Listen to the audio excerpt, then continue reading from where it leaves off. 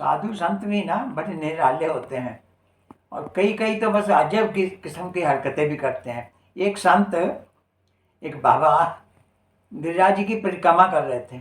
अच्छा, उनकी जटाएं जो थी बड़ी लंबी चौड़ी, उल आपने कई साधु देखे होंगे, उनकी जटाएं कितनी लंबी लंबी होती हैं ना।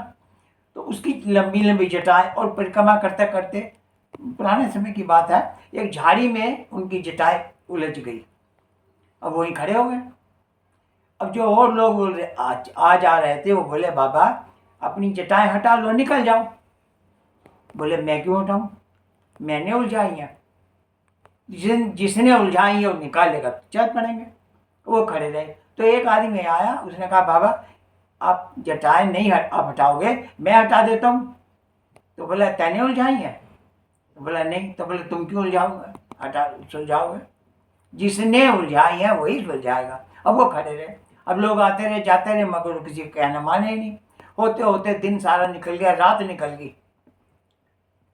अब सवेरे भगवान श्री कृष्ण जी आ गए और बोले बाबा मैंने ही ये जटा उलझाई है, मैं निकाल देता हूँ। अब बाबा ने घूम के देखा, पूछा तुम कौन हो भाई? बोला मैं कृष्ण हूँ। बोला मैं कैसे मान लूँ तुम कृष्ण हो? ऐसे तो कोई भी आके बोलेगा मैं कृष्ण हूँ। मुझे कोई भाई उदाहरण तो दो, कोई गारंटी तो दो, कोई सबूत तो दो कि तुम कृष्ण हो।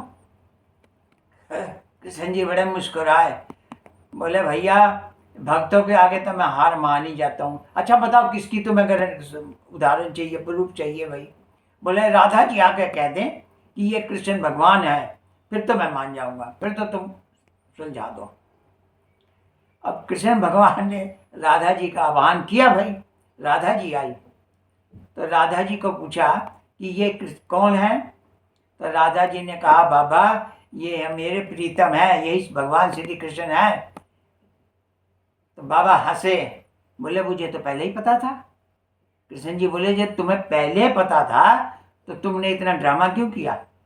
बोले यदि मैं नहीं करता तो तुम ये बताओ राधा जी के दर्शन कैसे होते? तो कृष्ण जी हाथ जोड़ के खड़े हो गए, भैया भगत के आगे तो मैं हार मान ली। इसलिए भगवान से प्रेम रखो, भक्ति रखो, भगवान आते ही आते हैं। राधे राधे।